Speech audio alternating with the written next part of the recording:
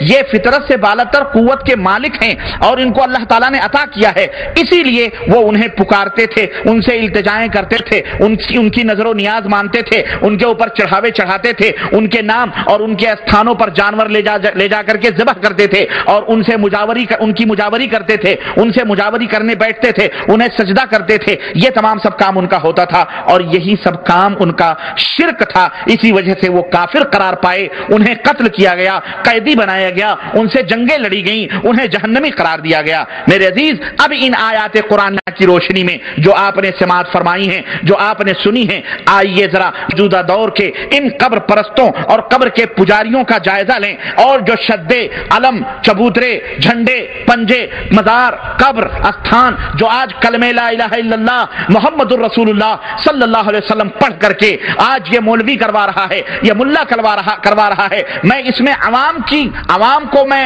اس لیے میں ان کو تھوڑا سا دوسرے درجے پہ رکھتا ہوں کہ ان عوام کو اس بیچاروں کا پتہ نہیں ہے، بلکہ وہ لمبے لمبی داڑھیاں، لمبے لمبے صافے اور پگڑیاں اور لمبی لمبی چھڑیاں اور تسبیحیں دیکھ کر یہ اللہ کے نبی کی یہ بھولی بھالی امت ان کے فیور میں آ جاتی ہے اور ان کی چگنی چپڑی باتوں میں وہ آ جاتی ہے۔ تو ان مولویوں کا یہ اصل میں یہ کام ہے، وہ لوگ جو ہے آج ان کی وجہ سے یہ بیچارے گمراہ ہوئے ہیں۔ تو آئیے ہم ان قبر کے پجاریوں کا جائزہ لیں کہ یہ جو کام کرتے ہیں کیا ان کا یہ کام مشرکین مکہ کی طرح ہے یا نہیں؟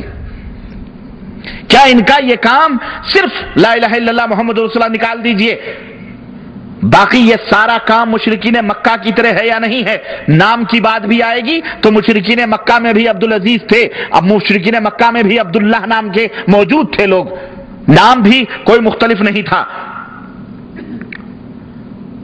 صرف یہ تھا کہ وہ کلمہ لا الہ الا اللہ نہیں پڑھتے تھے۔ آج کلمہ لا الہ الا اللہ پڑھ کر کے اسلام کا لیبل لگا کر بالکل وہی عمل کیا جا رہا ہے جو مشرکین مکہ کیا کرتے تھے۔ آئیے اس کا پتہ لگائیں، ان کے عقیدے انہی لوگوں کے عقیدوں کی طرح ہیں یا نہیں ہیں؟ ہو سکتا ہے کسی کے ذہن میں یہ سوال اٹھتا ہو کہ جناب ہم تو کلمہ پڑھتے ہیں، ہم تو نماز پڑھتے ہیں، ہم مشرک کیسے ہو سکتے ہیں؟ کیا مسلمان بھی مشرک ہو سکتا ہے؟ کیا کلمہ پڑھ کے بھی آدمی مشرک ہو سکتا ہے؟ تو ایسے میرے عزیزوں، میرے بھائیوں کو میں یہ بتلانا چاہوں گا کہ اس آیت کریمہ قرآن کی آیت سنو، قرآن کریم کی روشنی میں اللہ رب العزت ارشاد فرما رہا ہے، وہ اپنا جواب ڈھونڈو کہ اللہ کیا فرما رہا ہے۔ اللہ فرما رہا ہے کہ وَمَا يُؤْمِنُ أَكْثَرُهُمْ بِاللَّهِ إِلَّا وَهُمْ مُشْرِكُونَ، بہت سارے ایسے لوگ ہیں جو لا الہ الا اللہ پڑھتے ہیں، جو اللہ کے اوپر ایمان لانے کا دعویٰ کرتے ہیں، لیکن وہ مشرک ہیں۔ تو اس آیت کریمہ سے ہمیں یہ معلوم ہوا کہ شرک ایک ایسا خطرناک گناہ ہے کہ وہ کلمہ پڑھنے کے باوجود بھی انسان کو لگ سکتا ہے، کیونکہ اللہ فرما رہا ہے اور اللہ اپنے فرمان میں جھوٹا نہیں ہے۔ تو شرک کرنے کے باوجود بھی، کلمہ پڑھنے کے باوجود بھی آدمی مشرک ہو جاتا ہے۔ یعنی اکثر دعوے داران ایمان جو ہیں وہ شرک کی دلدل میں پھنسے ہوئے ہیں۔ اگر کوئی کہتا ہے کہ بندے خدا تم دعویٰ تو ایمان کا کرتے ہو، اللہ کے بندو تم تو اللہ رب العزت کے اوپر ایمان کا دعویٰ کرتے ہو مگر شرک میں گرفتار ہو، آخر کیوں شرک کر رہے ہو؟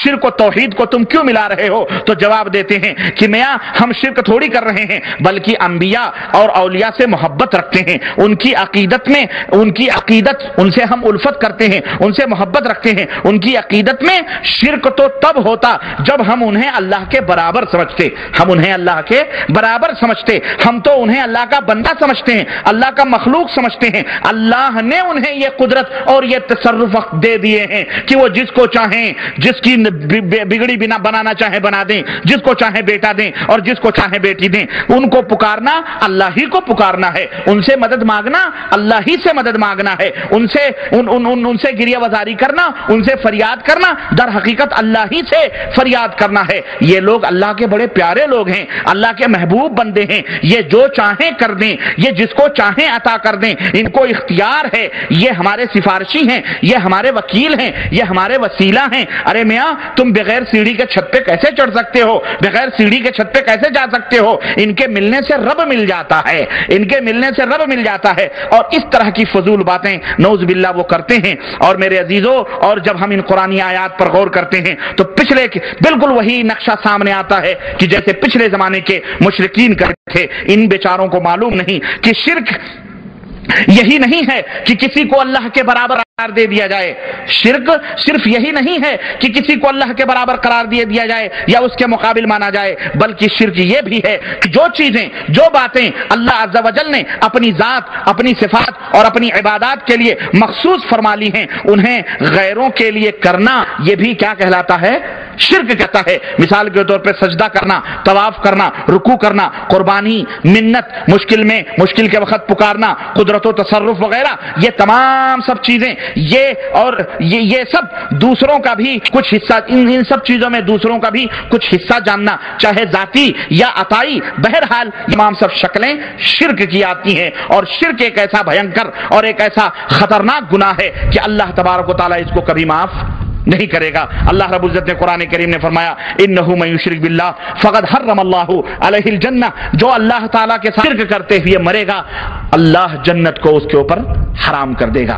میرے عزیز، میرے دوست، باتیں بہت ہیں اور بڑی لمبی چوڑی باتیں اس تعلق سے ہو سکتی ہیں، اور لیکن وقت کا تقاضا یہ ہے، وقت ہمیں اس کی اجازت نہیں دے رہا ہے، اس لیے اتنی بات جو میں نے آپ کو بتلائی ہے کہ جو کفار مکہ، مشرکین مکہ کا شرک کی حقیقت، شرک کیا تھا، ان کا شرک کیا تھا، اگر آج بھی اسی طرح سے لوگ عمل کریں، اگر آج بھی اسی طرح سے لوگ عمل کریں گے تو وہ بھی کیا کہلائے گا؟ شرک کہلائے گا، اور وہ لوگ بھی مشرک کہلائیں گے۔ اس لیے ہم مسلمانوں سے یہ درخواست کریں گے، ہم اللہ کے نبی کی امتیوں سے یہ درخواست کریں گے کہ اے نبی کی امت کے لوگوں، اللہ سے ڈرو اور شرک جیسے گناہوں سے توبہ کرو۔ یہ پیر پرستیاں، یہ قبر پرستیاں، یہ بابے، یہ کچھ نہیں تمہیں دے سکتے ہیں، نہ یہ تمہارا کوئی بال بیکا کر سکتے ہیں، نہ تمہاری کوئی بگڑی بنا سکتے ہیں، اور نہ ہی تمہیں کچھ فائدہ پہنچا سکتے ہیں۔ ایک بات ذرا بتلاؤ، ایک بات ہمیں ذرا بتلاؤ، میں تم سے پوچھنا چاہتا ہوں، اور وہ بات یہ ہے کہ اگر تمہیں کوئی مصیبت آئے یا کسی بندے کو، آخری بات کہہ کے میں اپنی بات ختم کرنا چاہوں گا، اگر کسی بندے کو کسی مشکل کا سامنا ہے، کسی مصیبت کا سامنا ہے، اور وہ چاہتا ہے کہ اس کی مشکل دور ہو جائے، لیکن وہ اللہ کے سوا کسی دوسری ہستی کو پکارنا چاہتا ہے جسے تم پکارتے ہو، جیسے یہ کہا جاتا ہے یا علی مشکل کشا، یا غوث المدد، یا خواجہ، یا وغیرہ وغیرہ، ایسی ہی دوسری کسی ہستی کو پکارنا چاہتا ہے جو اس کی مشکل کو دور کر دے۔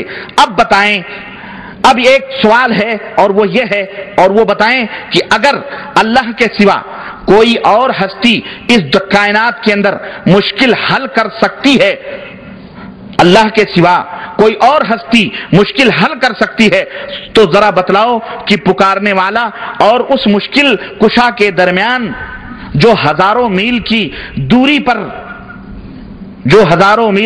پر ہے، وہ زندگی میں یا زندگی کے بعد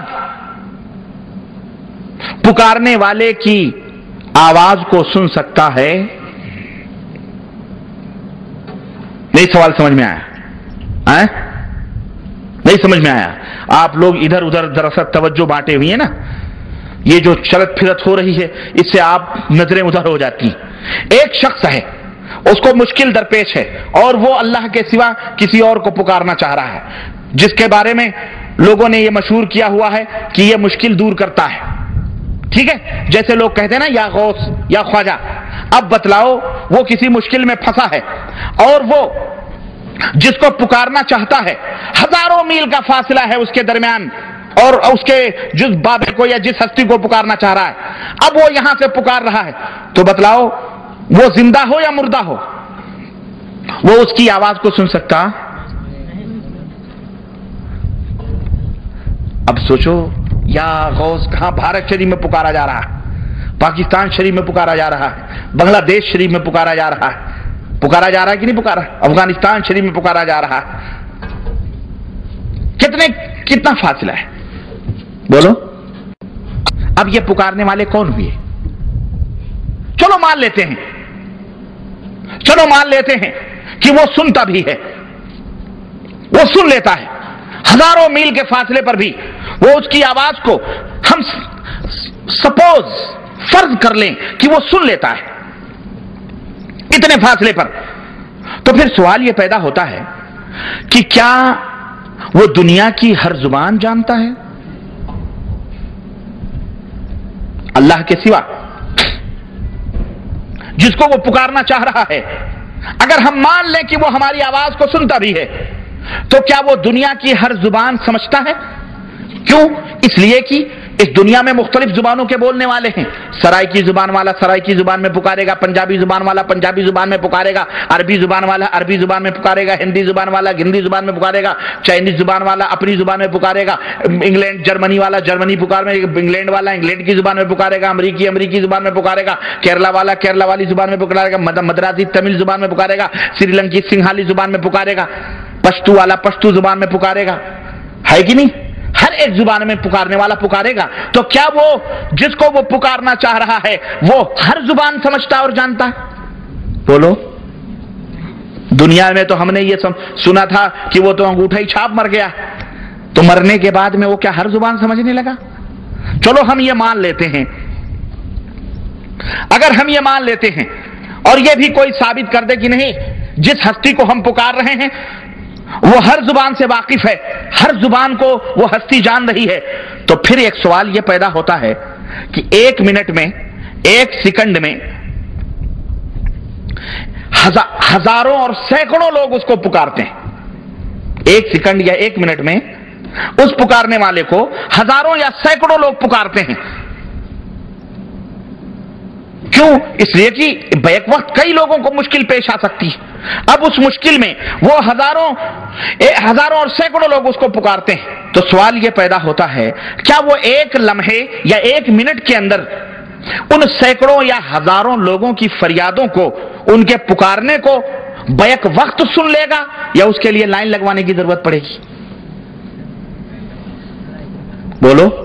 एक लम्हे में क्या वो तमाम लोगों की फरियादों को सुन लेगा जो हजारों सैकड़ों लोग पुकार रहे हैं, या उसके यहां लाइन लगाने की जरूरत पड़ेगी? अल्लाह अकबर। ये वो सवालात हैं जो जहनों में गूंजते हैं और इसका कोई जवाब दुनिया का माई का लाल दे सकता?